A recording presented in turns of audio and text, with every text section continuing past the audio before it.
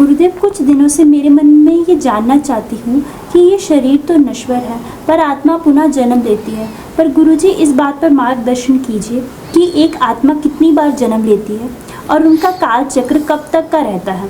और गुरुजी, एक बात मुझे हमेशा परेशान करती है और इस प्रश्न के लिए मैं क्षमा चाहती हूँ कि पुरुष अपने जीवन का काल चक्र जल्दी ही समाप्त कर लेते हैं और स्त्रियाँ लंबा जीवन व्यतीत करती हैं। ऐसा क्यों है गुरुजी? अगर आपको उचित लगे तो कृपया मेरा मार्गदर्शन करें।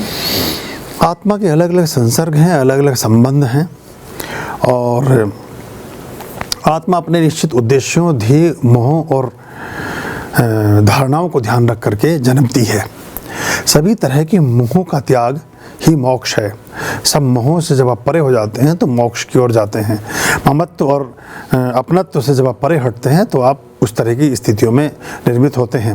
लेकिन महानतम सचेष्ट आत्माएं, मुझे ऐसा लगता है कि वो फिर अगर वो देहधारी हैं तो मनुज हुई।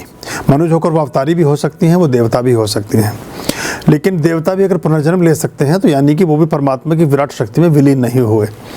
तो इसमें अलग अलग मत हैं, लेकिन आप अपने जीवन में जो सुंदरतम है, जो श्रेष्ठतम है, वही आपके जीवन का यहाँ का स्वर्ग है। और सभी तरह की निरर्थक बातों से, अनर्गल बातों से, मतलब ऐसी चीज़ें जो आपके जीवन में कोई संबंध नहीं रखती हैं, अनापेक्षित बातों से, अनावश्यक चीज़ों से, अनावश्यक विचारों से, अनावश्यक संबंधों से, अनावश्यक सूचनाओं से, अनर्गल और खराब और दूषित भोज्य पदार्थों से, अपवित्र और दूषित स्थानों में रहने से, खराब और कुसंगी लोगों का संग करने से हमारी मलिनता बढ़ती है। और इन सब के पृथक जाने से हमारे जीवन में सौष्ठव का विकास होता है। शुचिता और शालीनता, शांति और सौहार्द का, पराक्रम का उद्भव होता है। तो हम ऐसा करेंगे तो हमारा जीवन यही श्रेष्ठ और अच्छा होगा। आत्माओं के अलग अलग क्रम, अलग अलग चीज़ें हैं, लेकिन जो जैसे मैंने कहा कि सचेष्ट और सुकर्मी जो आत्माएं हैं वो बार बार जन्म लेती हैं। अगर ना लें, दूसरे अर्थों में कहूँ तो हमारे 10 के 10 अवतार, फिर भगवान विष्णु को ही क्यों बार बार जन्म लेना पड़ा? भगवान विष्णु के 10 अवतार हुए तो मतलब इसमें बहुत सारे संदर्भ पैदा हो जाएंगे। ज़्यादा मैं गूढ़ उसमें नहीं जाना चाहता, आपको इतना बताना चाहता हूँ कि इसके बहुत सारे वो हैं। लेकिन हाँ, बहुत क्षुद्र ढंग से जीने वाली जो बहुत सामान्य आत्माएं हैं, जो बहुत श्रेष्ठ आत्माएं हैं, उनके जन्म बहुत बहुत देर में होते हैं। बहुत निकृष्ट आत्माओं के जन्म भी बहुत देर में होते हैं। जो मध्य मार्गीय आत्माएं हैं, जो मिडिल पाथ में चलने वाले लोग हैं, उनका जन्म बहुत जल्दी जल्दी होता है, क्योंकि वो ज़्यादातर अपनी वासनाओं से, अपनी इच्छाओं से, अपनी कामनाओं से अभिपूरित होती हैं। श्रेष्ठतम आत्माएं कई हजार साल तक प्रतीक्षा करती हैं। वो कहते हैं यदा यदा धर्मस्य ग्लानिर्भवति भारत, वो उसी की बात कर रहे हैं कि जब जब धर्म की हानि होगी तो मैं अवतार ले लूँगा। यानी कि आवश्यकता अनुभव होने पर वो आत्मा फिर शरीर का चुनाव करती है, चयन करती है। दूसरी बात इन्होंने एक और लिखी थी, क्या था आगे वो कि पुरुषों की, हाँ, स्त्रियाँ थोड़ा सा जैसे मैंने बताया था, हमारे अंक इसमें पढ़े हैं कि जब कोई डिंब निश्चित होता है, जब कोई स्त्री किसी संतान को जन्म देती है तो उसमें जो क्रोमोसोम गुणसूत्र है, जो आरएनए डीएनए जैसे निर्मित होते हैं, उसमें 24 और 24 गुणसूत्र होते हैं। 24 महिला के, 24 पुरुष के। जब 24 महिला के पूरे हों और 24 पुरुष के भी पूरे हों, 48 गुणसूत्र हो जाएं तो महिला का जन्म होता है। और जब वो X और Y 24 तो महिला के पुरुष के हो जाएं और 23 महिला के रह जाएं, तब वो पुरुष का जन्म होता है। मतलब एक गुणसूत्र उसमें कम रह जाता है। वो एक गुणसूत्र कम होने से पूरे जीवन में बहुत सारी चीज़ें बदल जाती है, पूरी प्रकृति बदल जाती है। क्योंकि वो जो स्थिरता, वो जो शांति, वो जो एक सौहार्द, वो जो एक ठहराव छोटी बच्ची में भी मिलेगा, वो बच्चे में नहीं मिलेगा।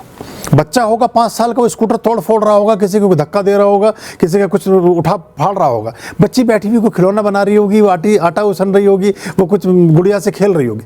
उसके छोटे से जीवन से सृजनात्मकता चलती है, इसलिए वो स्ट्रेस भी कम लेती हैं, क्योंकि वो स्थिरता को उपलब्ध हैं। वो ठहरी हुई नदी हैं, तो उनको बहती हैं लेकिन ठहर कर। ये बड़ा विरोधाभास है ऐसा सिस्टम, इसलिए उनका उम्र ज़्यादा होती है, ज़्यादा तनाव नहीं पालती और जीविकोपार्जन में भी ज़्यादा सन्निहित नहीं होती। उन स्त्रियों की आयु कम होती है जो पुरुषों के जैसा जीवन जीने लगती हैं, जो फिर वही स्ट्रेस उनको भी आएंगे, फिर उनके ब्लड प्रेशर भी हाई होंगे, फिर उनके भी बाल झड़ेंगे, फिर वो भी 50 चीज़ें उनके जीवन में आनी शुरू होंगी। लेकिन जो स्त्री अपने स्त्रीत्व को उपलब्ध है और सृजन धर्मी है, उनकी उम्र इसलिए बढ़ जाती है। तो पुरुष जो गंजे मिलेंगे या और होंगे, या वो हर समय चूँकि स्ट्रेस में जी रहे हैं और जीविकोपार्जन को लेकर के बहुत बहुत सारे फेयर उन्होंने इकट्ठे कर लिए हैं, उसमें बड़े वजह होती है जब तक कि वो हेरिडेटरी ना हो।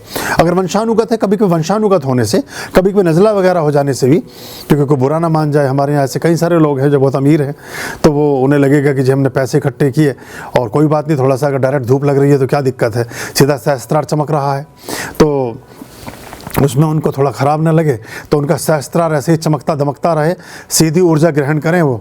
और बाकी हम जैसे फ़कीर तो बैठे ही हैं जूठ जटाधारी, कोई ऐसी बात नहीं। हम तो जो गरीब शरीब लोग हैं उनके अपना बाल वाल होते हैं खूब, जो अमीर लोग हैं वो गंजे ही रहते हैं। पर ये स्त्रियां जो हैं ये अपनी मौज में रहती हैं, इसलिए इस तरह से इनकी उम्र और आयु, उनका बल भी ज़्यादा होता है, इनका साहस और हिम्मत भी अधिक होती है, ये अधिक साहसी होती हैं पुरुषों के मुकाबले, परिश्रमी भी अधिक होती हैं। और ख़ास तौर से अगर हम कुछ ऐसे स्टेट्स की बात करें, नॉर्थ ईस्ट की जो स्टेट्स हैं, 7 स्टेट्स हैं, इधर उत्तराखंड है, उधर हिमाचल है, ये सब, यहाँ पर भी मात्र सत्तात्मक परिवार हैं।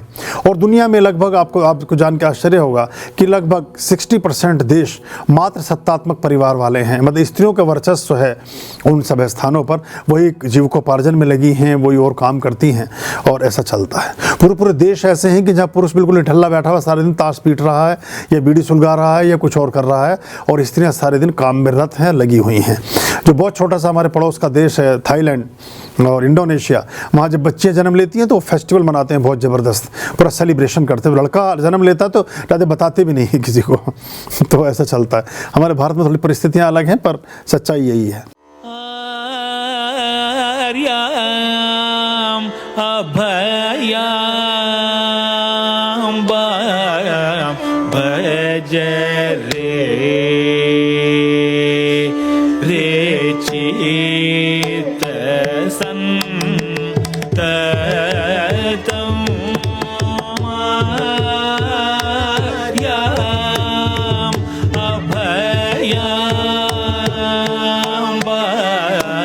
भज रे